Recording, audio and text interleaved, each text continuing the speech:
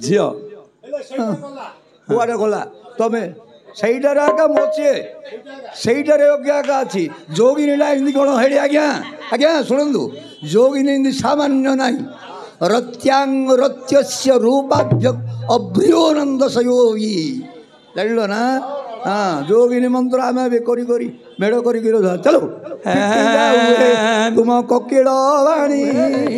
ତୁମ କୋକିଳ ବାଣୀ ପିଟି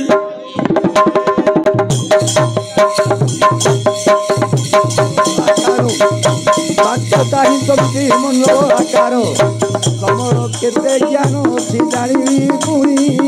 ପିଟି ଯାଉ ଏ ତୁମ କୋକିଳ ବାଣୀ ହେଲେ ଆଜ୍ଞା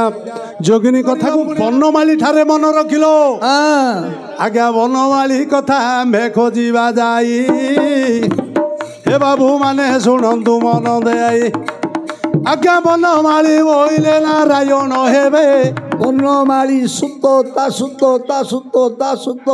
ତା ସୂତା ତା ପତି ତା ପିତା ଆମର ଶତ୍ରୁ ହଇଲା ଆଜ୍ଞା ବନ ବୋଲିବାର କଥା ବନ ବୋଇଲେ କେତେ ଅର୍ଥ ଅଛଇ ବନ ବୋଇଲେ ଦେଖ ଜଳ ହଇବ ବନ ବୋଇଲେ ତ ପର୍ବତ ହେବ ବନମାଳୀ କଥା ପଚାରି ଅଛ ବନ ବୋଇଲେ ଦେଖ ମାଠିଆ ହେବ ବନ ବୋଇଲେ ଦେଖ ମେଘ ହଇବ କୋ ବନରେ ତୁମର ମନ ଥିବ ଠିକ ଆଜ୍ଞା ବନମାଳୀ କଥା ତୁମେ ଦେଲ ବୁଝାଇ କୋ ବନକୁ ଏବେ ଯିବି ମୁହିଁ ବଣୁ କାହିଁ ଯିବ ହେ କାଲି ଜଣେ କହୁନଥିଲେ ସେ ଆଜ୍ଞା ଆମର ବିଶିଷ୍ଟ ଗାୟକ ଥିଲେ ସେ ବିସଲ୍ୟା କରଣୀ ଗନ୍ଧ ମାରୁଛି